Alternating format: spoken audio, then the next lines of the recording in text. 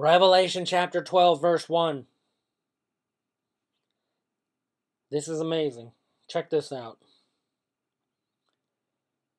A woman clothed with the sun, with the moon under her feet, and a crown of 12 stars on her head. What? Clothed with the sun? Oh, that's some power right there. You guys know what the sun is?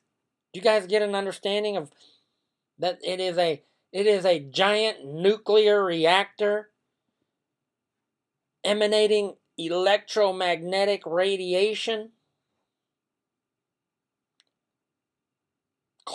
It says it right here. A woman clothed with the sun. Woo! And check this. With the moon under her feet. Folks, that's the symbol of Islam is the moon. And a crown of 12 stars on her head. She was pregnant and cried out in pain as she was about to give birth. Now, in the end times, it talks about birth pains. Now, later it says that she gave birth to a male child, and we know that's Jesus. But there's an analogy here. So you could almost say, oh, well, this must be talking about Mary because she was the one who was made pregnant as a virgin and gave birth to Jesus. But that's not what it's talking about. Now, she might be part of this. Maybe her whole life is kind of like an analogy for the bride of Christ. Maybe if we look at, the Bible talks about 5 were wise and 5 were foolish, and they were virgins, and the Bible talks about how Mary, the mother of Jesus, was a virgin. But here's this woman, clothed with the sun. Oh, I'm sorry, that's some serious power right there. With the moon? Do you know how big the moon is? The moon is under her feet. And now, here she is. She's pregnant. Who got her pregnant? Who got this woman pregnant? You know she's not no whore on the beast, right? So that means she's pregnant by you know who. Some people, what are you talking about? I don't get it. Jesus said, depart from me, for I never knew you. And I've heard people teach this, that when Jesus said the word like to know is like the same intimate knowledge of a husband and a wife. I'm just saying. And now here's this girl. Here's this woman, not a girl. She's a woman. And she's clothed with the sun. The moon is under her feet. She's got a crown of 12 stars on. So she's obviously royalty. She's pregnant and about to give birth. In these end times, Jesus talked about the beginnings of birth pains. And then we have a correlation. Here's this woman who's pregnant and about to give birth. Now we see the enormous red dragon comes to get her.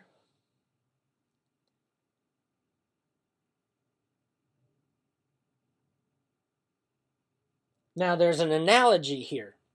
We're talking about the bride of Christ. She's pregnant by God. She's clothed with the sun. And now she's running and has to hide from the dragon.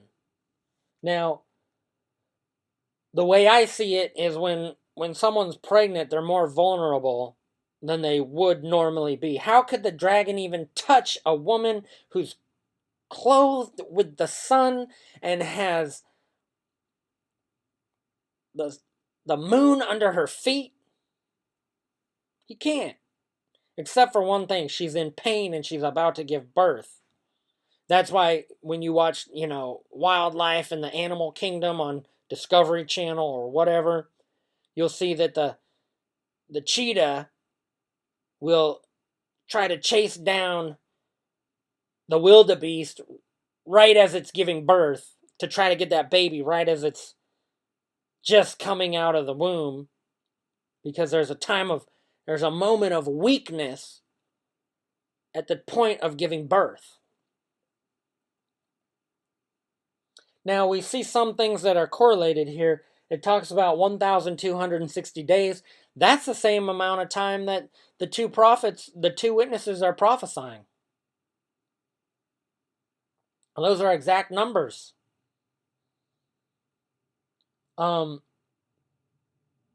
We see that she's being chased and attacked by the dragon and the beast. Now, let's, in juxtaposition and in contrast to that, now we know the 144,000 have the seal of God on their forehead. So we see in chapter 12 of Revelation, a woman who's pregnant by God. She's clothed with the sun. She's got the crown of 12 stars. That obviously represents the 12 tribes of Israel.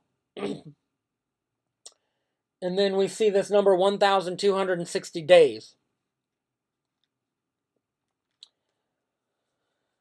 But if we look at Revelation chapter 17, we see the whore on the beast. Now, what does she have written on her forehead?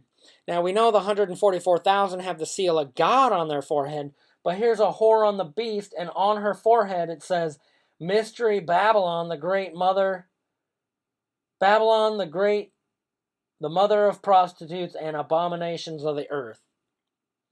That's the whore on the beast. So, in one situation, we have a woman who's clothed with the sun. She's pregnant by God, and she's being chased down by the beast. And then we have another woman, a different woman, who's riding the beast. She's a whore.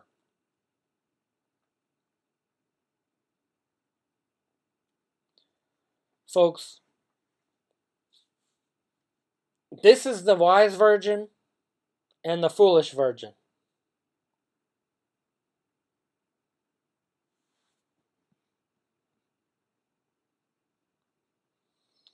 The whore on the beast is the lukewarm, disobedient, weeds among the wheat, Judas Iscariot Christianity, the Joel Osteen crowd who, wanting their ears tickled, have turned aside to fables. This is the Creflo dollar group who, for the love of money, are peddling the gospel for profit and trying to use God to get what they want.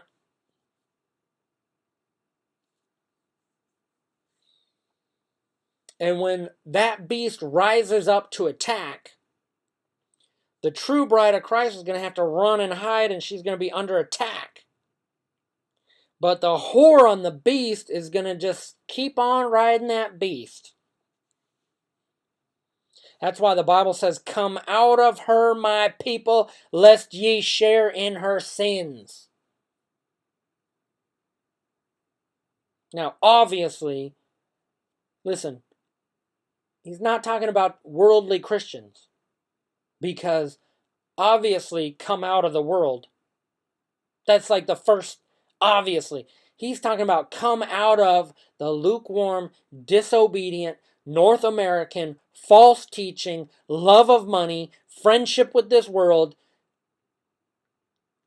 Christianity. The Creflo dollar and the Joel Osteen teaching and the churches that love this world, our friendship with this world, and ultimately they will, during the great falling away, they'll take the mark of the beast and proclaim, I thought the rapture was already supposed to happen. And they'll actually even tell God, I won't serve you because I disagree with what you're doing. I won't serve a God who would make us go through this anyway. And a guy like Creflo Dollar, when they seize his assets and tell him, you cannot buy or sell until you take this mark, he'll just teach, well, I'm blessed. I'm above and not beneath. I'm the head and not the tail. I'm blessed in the city. I'm going to get my blessing. He'll take the mark of the beast and go right back to his big expensive house, drive his Mercedes-Benz, park it in the garage, and go watch big HD Christian TV. And put his feet up and order a pizza. I'm just saying. Now that's the whore on the beast, folks. She's just going to keep on riding that beast. And by the time the mark of the beast comes out, just know this, you got less than 7 years. So really, in a sense, it's Esau's bowl of soup. The very most, you got 2 sets of 1,260 days. But more likely, you got less than that. So by the time the mark of the beast actually comes out and is spreading throughout the face of the planet, and the powerful delusion is already there.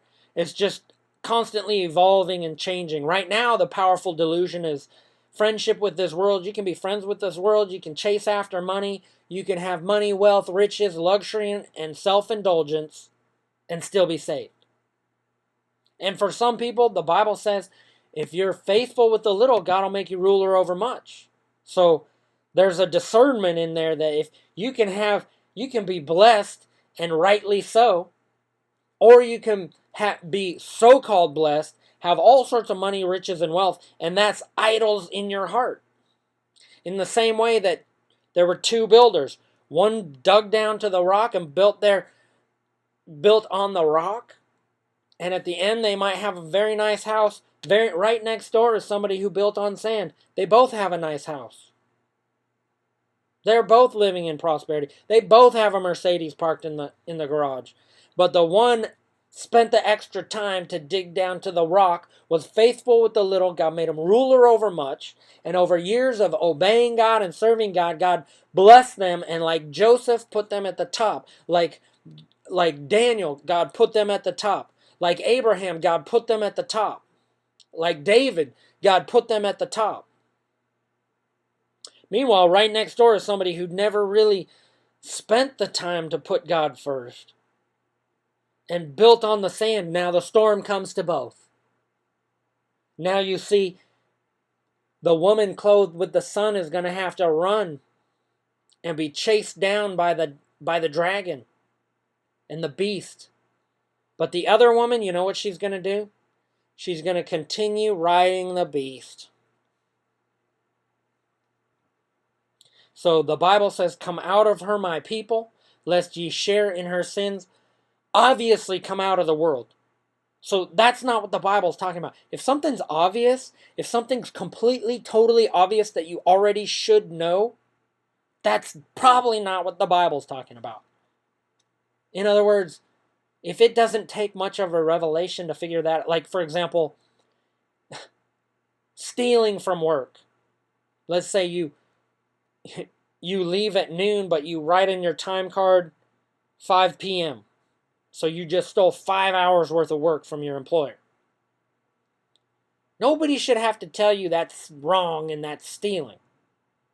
That's obvious. In the same way, coming out of the world, once you get saved, come out of the world, should be obvious. So when it talks about come out of her, my people, lest ye share in her sins, it's talking about the lukewarm, disobedient, whore on the beast, Christianity, the weeds among the wheat, the friendship with this world churches. The lukewarm Joel Osteen church, the lukewarm Creflo dollar, and they're different churches altogether. Joel Osteen represents the lukewarm. Creflo dollar represents the love of money Judas Iscariot. Frankly, you're better off just being lukewarm. But they both end up in a place in hell. The Judas Iscariot crowd is more likely to betray Jesus and actually have to live through the bowls of God's wrath and have to take a drink of the blood, because the Bible says they have shed the blood of God's prophets and saints, and you don't even understand. The minute you touch someone's idol, they will hate you and will murder you. And I happen to know for sure, beyond the shadow of a doubt, that the Creflo dollar group, that when you touch their money and you take their finances away, they will turn on you quickly and hate you. And they're not going to turn on the beast, because the beast will say, why are you going to hate me? You just take the mark and you have your stuff back. They're going to take the mark of the beast. Let me just say it this way. Creflo dollar and all of his followers will take the mark of the beast and then hate God for it. And then turn and start betraying any person who remains faithful to Jesus and refuses to take the mark of the beast.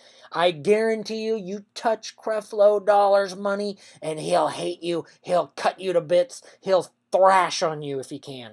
I guarantee you, because you touch someone's idol, And they'll hate you for it. They'll kill it. Just like Alexander in Paul says, Alexander gave me much trouble because he touched their idols. Just like I can't remember what city it was in when Paul started preaching against their idols, and they said, you know what, if everybody starts laying down their idol, we won't have any business anymore. And they started chanting, great is Artemis or something like that. They wanted to kill Paul because he touched their idol. I'm telling you, Judas Iscariot, the Bible says, brother will betray brother even unto death. That is the Creflo Dollar Group. And come out of her, my people. If you're a part of that ministry and you serve God, come out of her. Find another church. Find another ministry. Find a preacher who preaches, fall in love with Jesus and serve God and serve Him only. Not a preacher who builds something and calls it the world dome. You might as well call it the friendship with this world is enmity toward God dome. How's that? And then, of course, that you who are lukewarm, God's going to vomit you up. That means come out of that whole Joel Lewis. You want to see false teaching? Look at their teaching. They teach the love of money. Creflo Dollar teaches the love of money and that God is a servant of man. Joel Osteen just preaches this happy-go-lucky, everybody's saved and be the best you can be. Sounds like a join the army commercial. Be all that you can be. Find your future. Anyway, Jesus is Lord.